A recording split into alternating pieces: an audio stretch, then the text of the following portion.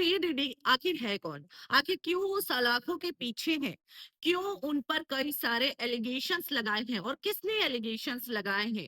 और सबसे बड़ी बात ये है कि उनका नाम बियोंसे से क्यों जोड़ा जा रहा है? उनका नाम जेजी से क्यों जोड़ा जा रहा है? इन सभी सवालों के जवाब आपको इस वीडियो में मिल जाएगा। बहुत लोगों को पता भी होगा कि पी डिडी है कौन, लेकिन जिनको नहीं पता है उनके लिए ये वीडियो है।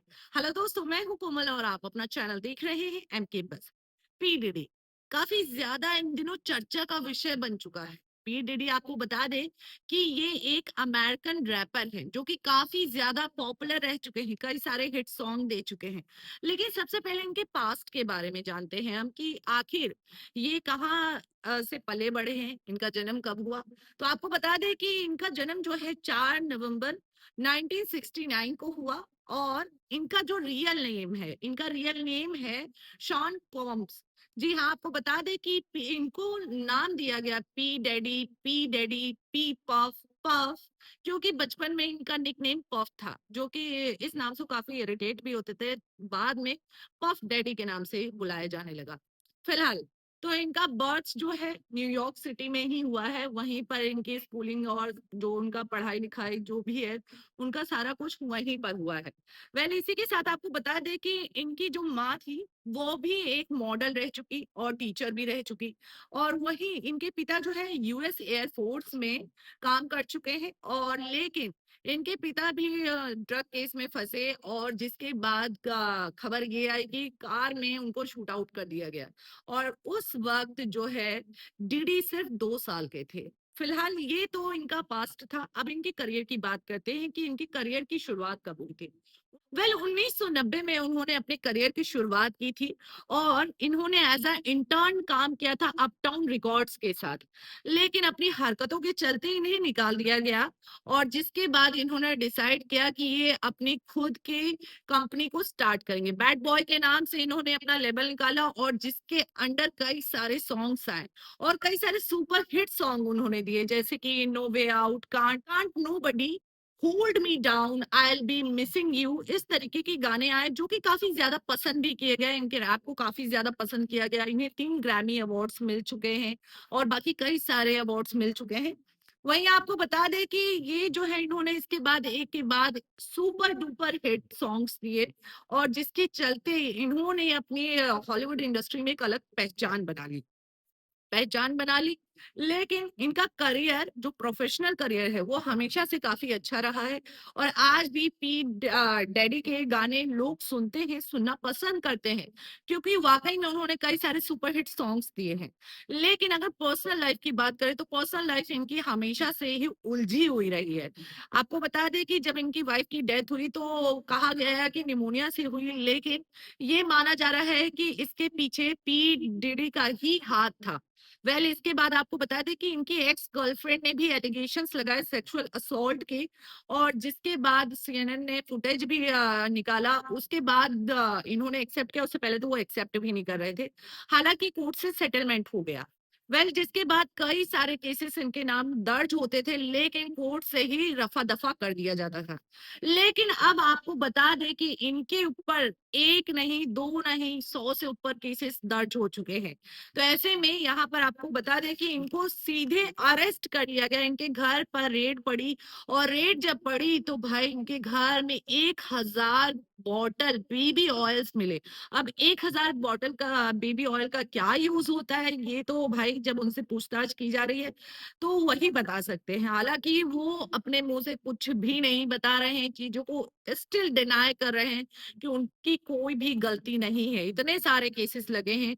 जो लोग उस वक्त खुलकर नहीं बोल पाते थे, अब जाकर उन्होंने बोलना शुरू किया है कि जब वो 15 साल के थे या 16 साल के थे तब उनको सेक्सुअल असॉल्ट किया गया है। कैसे, यहाँ तक कि उन्होंने अपने मैनेजर को, अपने वहाँ जो कुकिंग करते थे उन सबको असॉल्ट किया है। यहाँ तक कि कई सारे केसेस हैं उनके पर्सनल मेंबर्स जो हैं, यहाँ पर उन्होंने केस लगाए हैं, उन्होंने मामला दर्ज करवाया है कि भाई ये इंसान ही अच्छा नहीं है। पी डिडी जो है सिर्फ रैप में ही अच्छे हैं, बाकी फितरत में अच्छे नहीं इंसान है।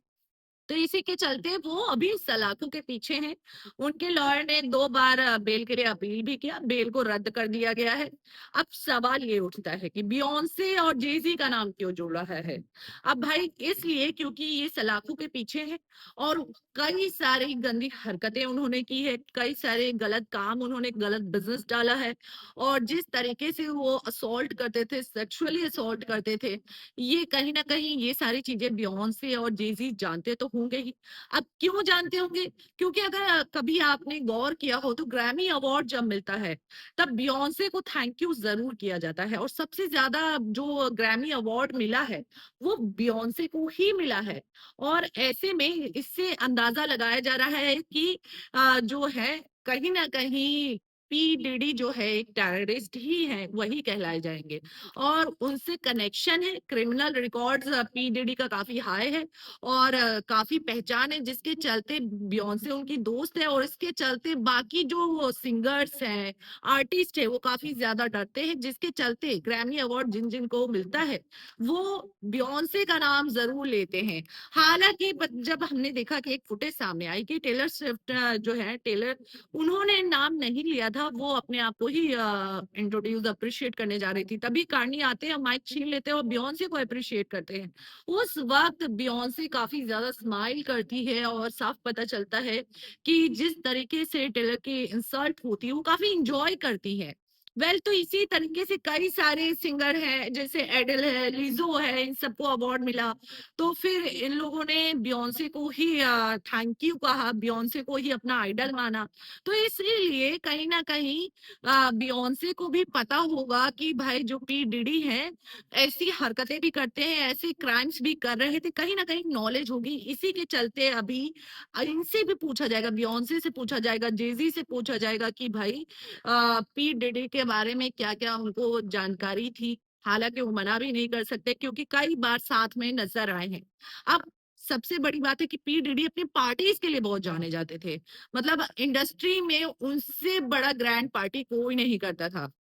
उनकी पार्टी में कई सारी अश्लील हरकतें होती थी, उनकी पार्टी में कई सारी ऐसी चीजें रखी होती थी जो कि सही नहीं होता था, जहां ड्रग्स भी होते थे, वहीं सीसीटीवी कैमरा लगा होता था, और सेक्स वीडियो रिकॉर्ड किया जाता था और उस वीडियो को जो है डीडी संभाल कर रखते थे और बाद में हरास करते थे और अपने फायदे के लिए यूज करते थे, ये सारे चीजें करते थे। तो अब उस पार्टी में भाई जो है बियॉन्से कई बार नजर आई, जेजी कई बार नजर आए हैं।